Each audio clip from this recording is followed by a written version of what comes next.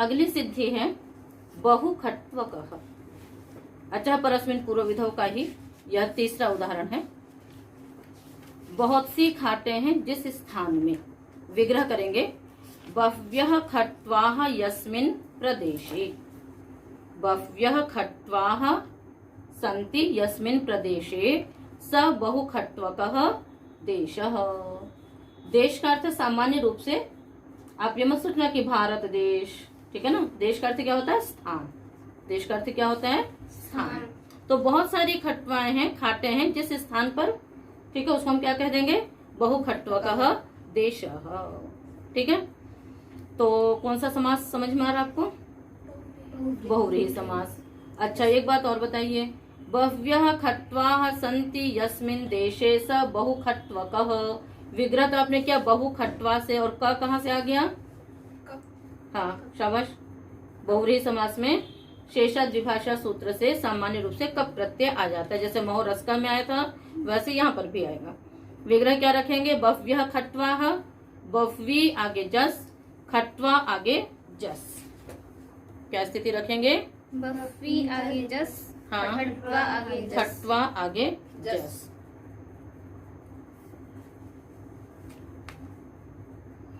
आपको बहुखट्वकः बनाना है, ठीक है।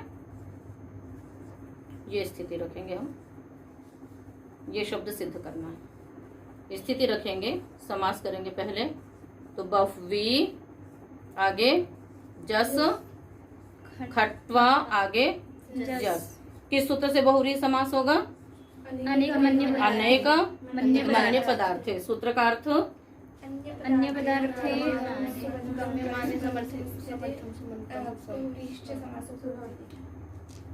अन्य पदार्थे वर्तमानं समर्थं सुबन्तं अनेकैः समर्थैः सुबन्तैः सह समस्यन्ते बहुव्रीहिश्च समासो भवति।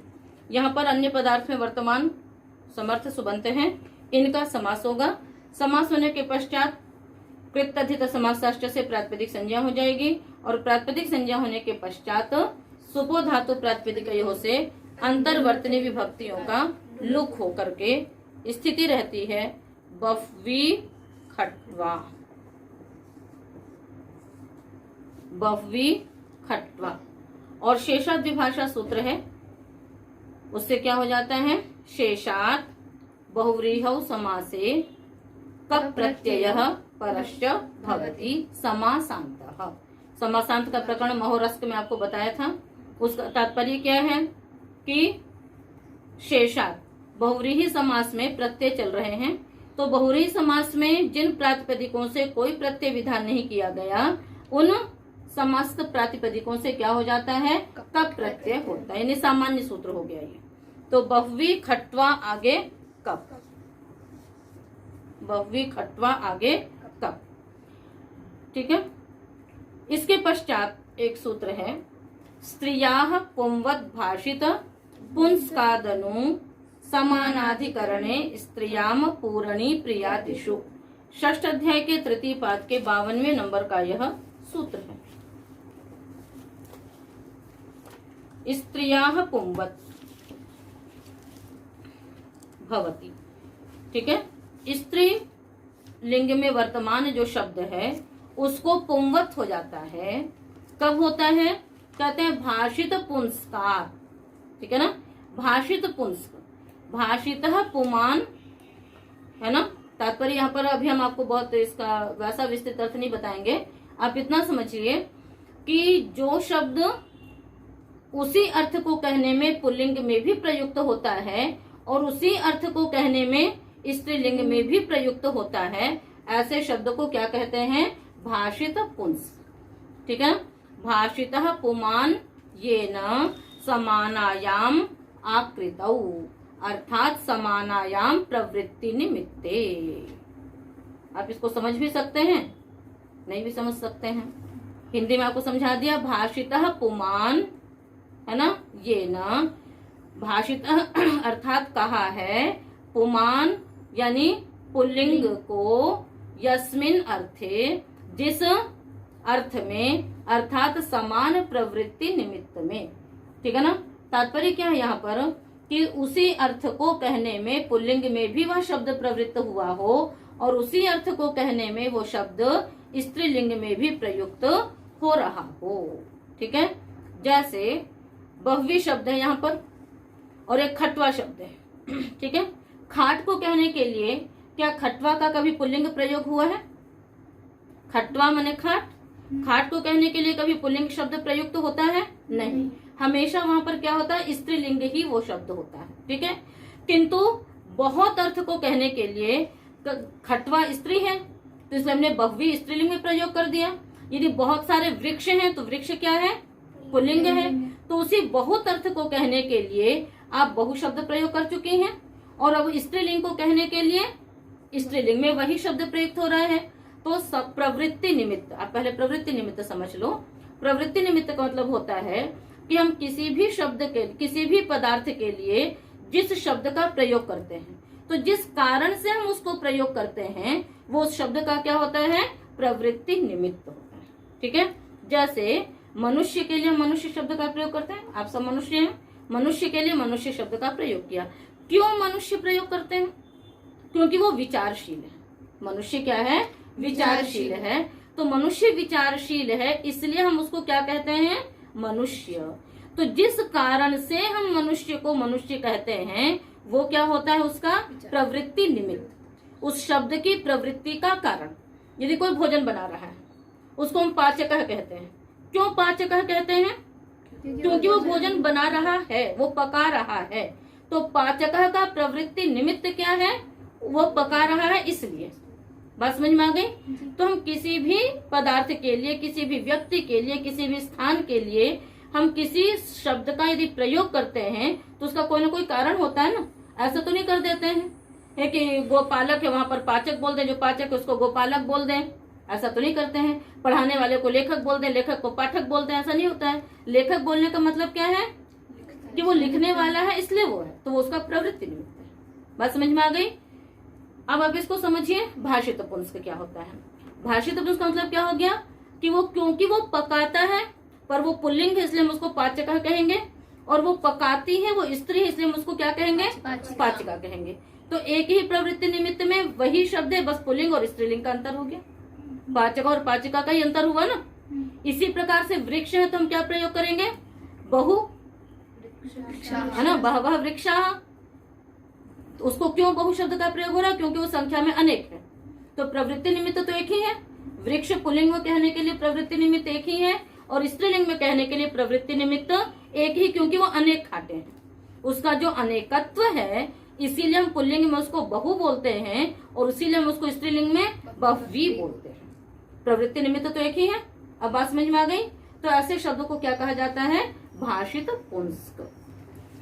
बात समझ में आ गई? नहीं आई? ठीक है ना। समान प्रवृत्ति निमित्त होने पर यदि कोई एक शब्द पुल्लिंग में भी प्रयुक्त होता है और स्त्रीलिंग में भी प्रयुक्त होता है उसको क्या कहा जाता है? भाषित पुंस्क। ठीक है। अब ऐसा जो भाषित पुंस्क, तो ये भाषित पुंस्क शब्द हो गया बहुवी, कि पहले ये पुल्लिंग को कह चुका है उसी प्रवृत्ति निमित्त में, अब ये किसको कह रहा है? स्त्रीलिंग को कह रहा है। तो ऐसा जो स्त्रीलिंग वाला शब्द होता है उसको क्या हो जाता है? पुंवत, पुल्लिंग में ही शब्द बन जाता है वो। तो बहुवी का पुंवत क्या होगा? बहु। बहुवी का पुंवत क्या होगा? बहु हो जाएगा, वो पुल्लिंग के समान हो गया। पर कब होता है? हमेशा नहीं होता है। कब होता है? आगे कहा समानाधिकरणे, जब समानाधिकरण उत्तर पद में हो। ठीक है, समानाधिकरण ना, बहुवी खट्वा, बहुत सारी खाते, तो जो बहुरी समास है उसमें समानाधिकरण होता ही है। तो समानाधिकरण परे है, उत्तर पद है, ये भाषित पुंस्क शब्द है। समझ में आ गया भाषित पुंस्क आपको? भाषित पुंस्क ये शब्द है, इसको क्या हो गया? पुंवत। तो बहुवी स्त्रीलिंग था, स्त्रियाः पुंवत। तो हमेशा ध्यान रखना कि बहुव्रीहि समास में प्रायः कर कैसा होता है कि यदि वही शब्द उधर भी था ना, दक्षिण पूर्वस्य में, दक्षिणस्याश्च पूर्वस्याश्च है, तो दक्षिणा को हमने क्या कर दिया था? दक्षिण कह दिया था। वहां पर इससे नहीं हुआ था, वहां पर सर्वनामना वृत्ति मात्रे पुंवत भावो वक्तव्य वार्तिक से होता, वो इसी सूत्र में है वो वार्तिक। तो इस प्रकार से स्त्रीलिंग को पुंवत कार्य हो जाया करते हैं। तो बहु खट्वा बन गया, आगे आपने कप प्रत्यय कर लिया, बहु खट्वा आगे कप, प के हलंत सिद्ध संज्ञा कर दीजिए, बहु खट्वा आगे कप। अब एक सूत्र है आपोन्यतरस्याम। 7 4 15। 7 4 15।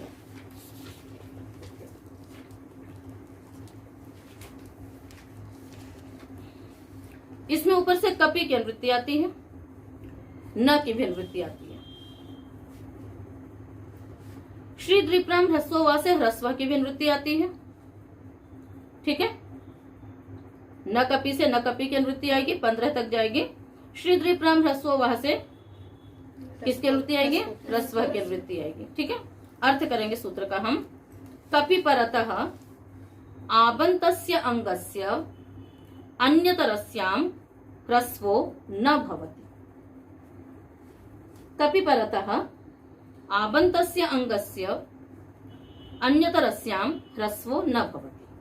कप के परे रहते जो आबंत अंग है उसको ह्रस्व विकल्प से नहीं होता है।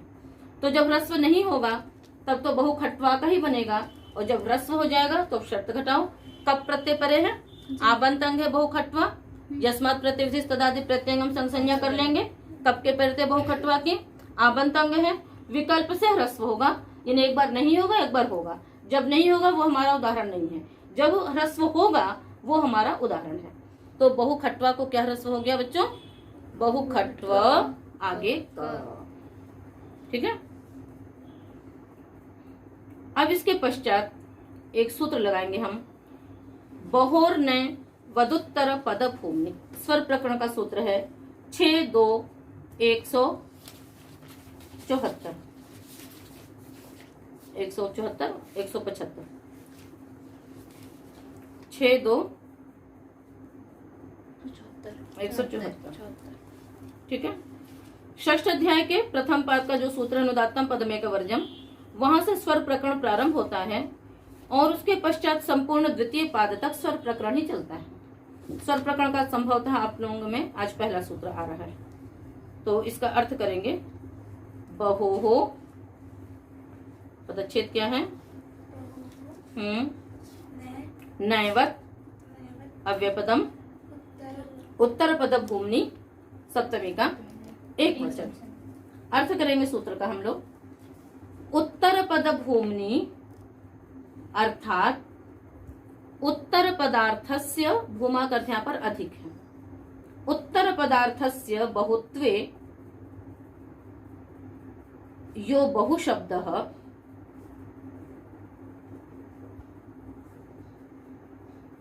तस्मात् नैवत् स्वरो भवति।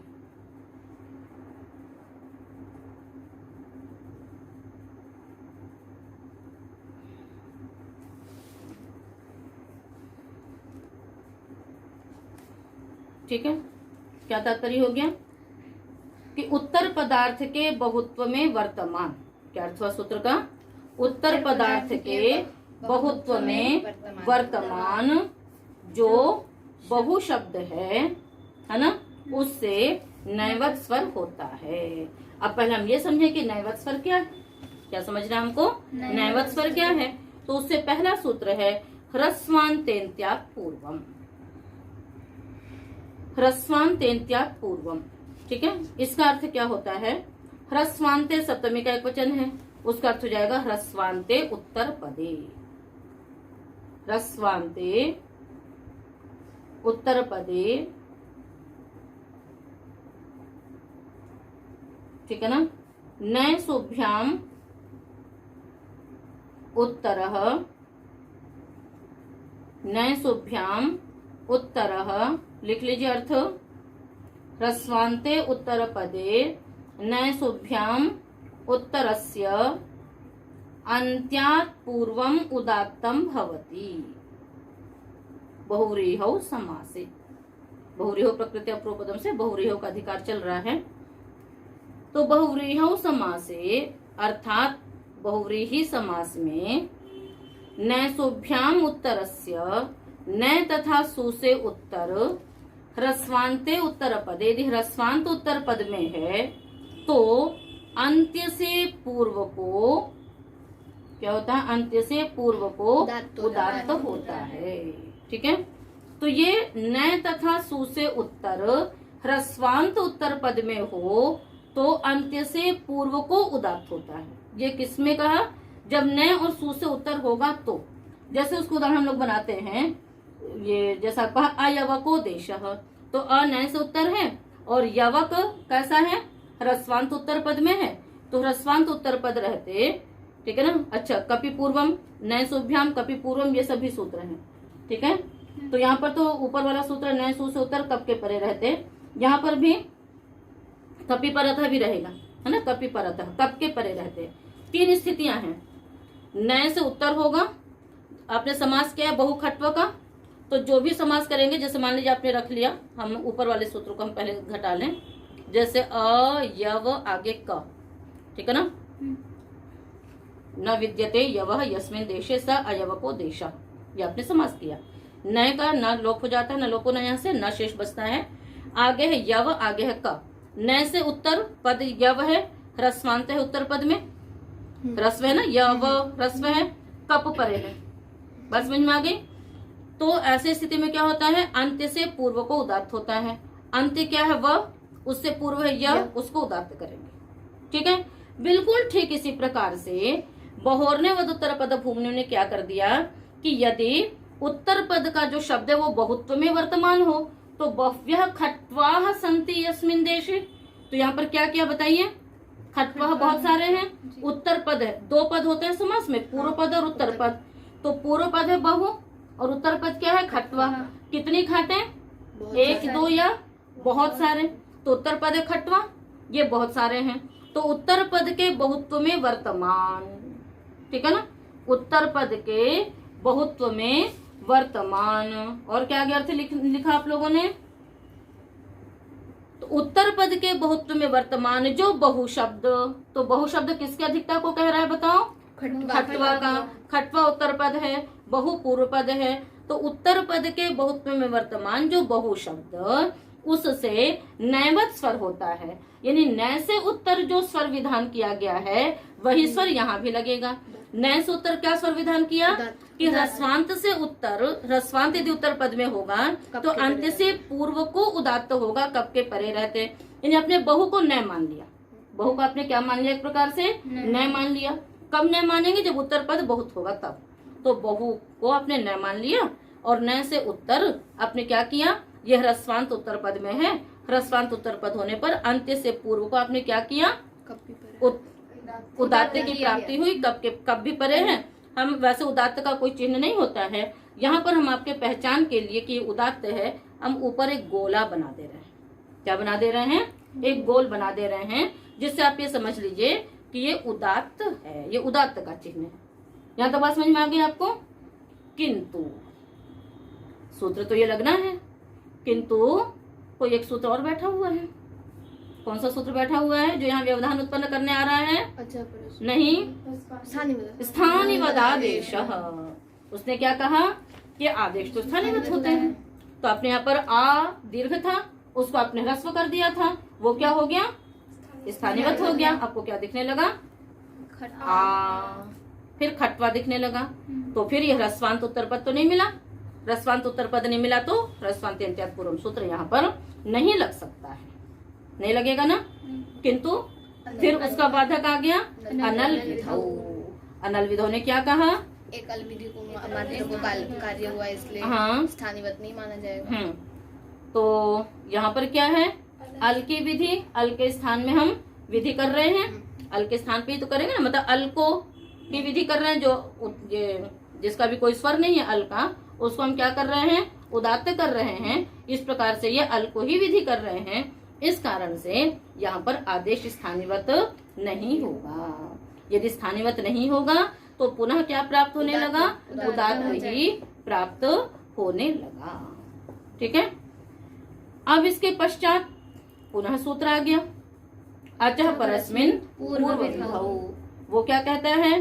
परनिमित्तक अजादेशः। परनिमित्तक जो अजादेश है वह पूर्व को विधि करने के प्रति स्थानिवत हो जाता है। अब यहाँ पर क्या है? ये परनिमित्तक कब को मान करके आ को आपने ह्रस्व किया था, वो क्या है? पूर्व, है ना। परनिमित्तक ये अजादेश है, अभी आ को ह्रस्व करना अजादेश है, उससे पूर्व जो अ है उसको क्या करना है, उदात्त कर रहे हैं, यानी पूर्व को विधि कर रहे हैं। अजादेश क्या हो गया, स्थानीवत हो गया। स्थानीवत हो गया तो आपको क्या दिखाई दिया, हुआ नहीं, पर आपको क्या दिखाई देगा, खट्वा, ये दिखाई दिया ना।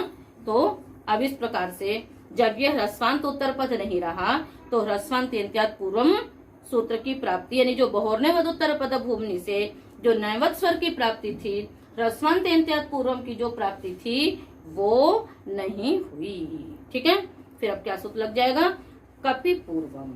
हमको इष्ट भी क्या है, कपि पूर्वम इष्ट है, वो सूत्र निकाल लीजिए। कपि पूर्वम वहीं पर ही आपके पास ही है, जो सूत्र भी आप पढ़ रहे थे। हाँ, ये सूत्र कहता है नय सुभ्याम की इसमें अनुवृत्ति आती है, नय सुभ्याम उत्तरस्य, नय तथा सु से उत्तर कप के परे रहते उत्तर पद के पूर्व को उदात्त होता है।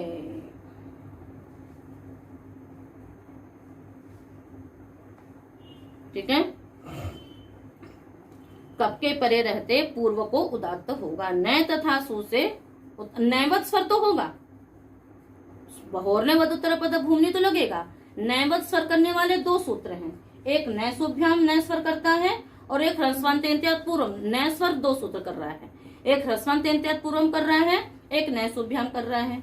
तो ह्रस्वांत इत्यादि पूर्वम की तो प्राप्ति नहीं हो पाई। क्यों नहीं हो पाई, क्योंकि ये दीर्घ दिखने लगा।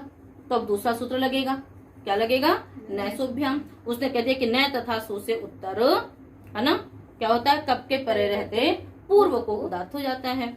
तो नय आपने मान रखा है, ये याद रखना, बहोरने नहीं लगेगा, बहोरने लगेगा, ह्रस्वांत इत्यादि पूर्वम नहीं लगेगा। उत्तर पद के बहुत में वर्तमान बहु को नैवत स्वर होगा। नैवत स्वर करने वाले दो सूत्र हैं, एक ह्रस्वांत इत्यादि पूर्वम और एक नय सुभ्याम, है ना, दोनों नय स्वर करते हैं। ठीक है ना, मतलब नय से उत्तर स्वर करते हैं, इसलिए ये नय स्वर है और इसीलिए ये हमको करना क्या है, नैवत स्वर करना है। तो नैवत में ह्रस्वांत इत्यादि पूर्वम खत्म, कौन सा लग गया, कपि पूर्वम, वही, हाँ, नय सुभ्याम कपि पूर्वम। नय सुभ्याम की वृत्ति आ रही है कपि पूर्वम में। ये तीनों सूत्र है, नय सुभ्याम कपि पूर्वम ह्रस्वांत इत्यादि पूर्वम। तो कप के परे रहते आपको करना है, इसलिए यहाँ पर कपि पूर्वम लगेगा। आगे सुनिए, कप के परे रहते पूर्व को उदात्त होगा नय से उत्तर। ये आपको स्थानीवत तो हुआ है किंतु आपको ये दिखेगा नहीं, आदेश स्थानीवत हो गया किंतु ऐसा नहीं कि आपको आ दिखने लगेगा। बस क्या रहेगा, बुद्धि में ही आपको ऐसा मानना होगा कि वो ह्रस्व नहीं है, दीर्घ ही है। ऐसा मान करके वा को हमने उदात्त कर लिया। ठीक है, अब जब एक उदात्त हो गया, पद तो पूरा है, फिर सूत्र लग जाता है अनुदात्तम पदमेक वर्जम। षष्ठ अध्याय के प्रथम पाद का सूत्र, और ये बहुत महत्वपूर्ण सूत्र है। सामान्य रूप से क्या होता है कि किसी भी पद में एक ही उदात्त होगा, और जब एक उदात्त, चाहे धातु को उदात्त करेंगे, चाहे प्रत्यय उदात्त करेंगे, चाहे प्रातिपदिक उदात्त करेंगे, एक उदात्त होगा।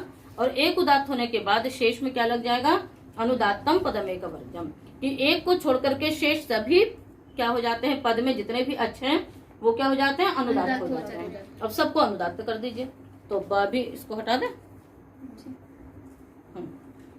ब अनुदात्त, अनुदात्त का चिन्ह आपको मालूम ही है, अनुदात्त कापी में लगा लीजिए, नहीं तो फिर बाद में आपको याद नहीं रहेगा। हु भी अनुदात्त, ख भी अनुदात्त, व उदात्त, इसलिए गोल ऊपर हमने कर दिया है अभी आपके पहचान के लिए, और का भी उदात्त। ठीक है, चार उदात्त, ये उदात्त कह रहे हैं, अनुदात्त, व केवल उदात्त है। इसके पश्चात पुनः एक सूत्र लगता है, उदात्ताद् अनुदात्तस्य स्वरितः।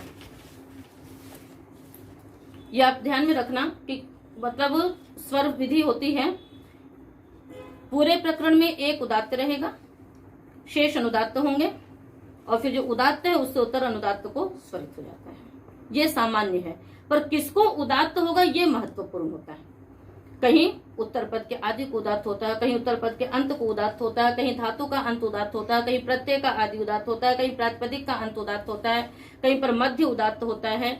पर उदात्त क्या होगा इसके लिए पूरा प्रकरण है ना। अनुदात्त के लिए तो बहुत ज्यादा आवश्यकता नहीं है, एक उदात्त हुआ, शेष अपने आप क्या हो जाएंगे सारे, उस पर अनुदात्तम पदमेक वर्जम लगना ही लगना है।